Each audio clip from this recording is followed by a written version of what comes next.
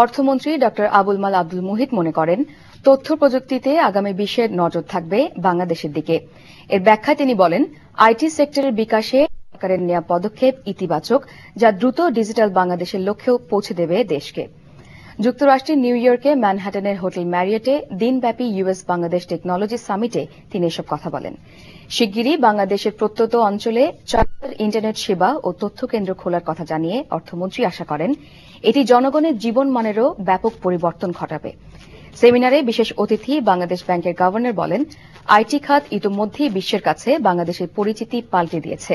আর গণমাধ্যম এবং অংশগ্রহণকারীদের বিভিন্ন প্রশ্নের জবাবে সজীব ওয়াজেদ এই খাতে সরকারের নেওয়া বিভিন্ন পদক্ষেপের কথা তুলে ধরেন।